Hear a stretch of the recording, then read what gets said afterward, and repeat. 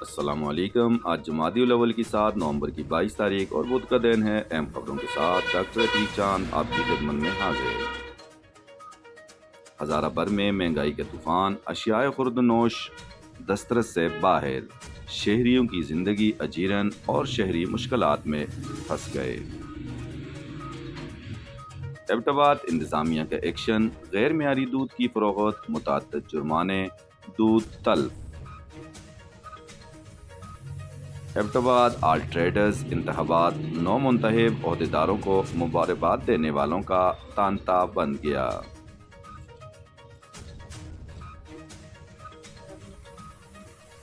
نواز شریف نے NA-15 سے election لڑنے کا عندیہ دے دیا۔ ذرائع کے مطابق PK پہ کیپٹن صفدر اور NA پہ نواز شریف نے خود آنے کا اعلان کر دیا۔ اوگی میں شاہراہ پر تجاوزات، اسپیکر بریکٹ کی برمار افسوسناک ہے۔ عبدالقیوم بٹگرام سیکٹر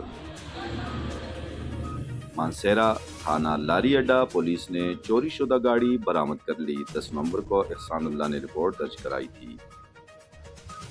بٹگرام الائی مسافر جیپ گہری کھائی میں جا گری، 4 افراد جاں بحق، 8 افراد زخمی۔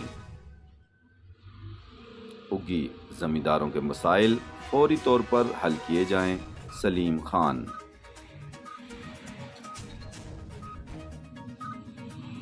اگی SDEO دربند محمد اجمل کا گاؤں کا دورہ، لوگوں کا مطالبہ جائز قرار دیا، اس سلسلے میں جلد پیش رفت کا عندیہ۔ اگی ایوان تجارت نے صدر نے 2 روز کے لیے بھاری گاڑیوں کی آمد و رفت پر پابندی عائد کر دی۔ محکمہ مال کے ریکارڈ کو کمپیوٹرائز کرنے کا کام جلد مکمل کر لیا جائے گا، ڈپٹی کمشنر۔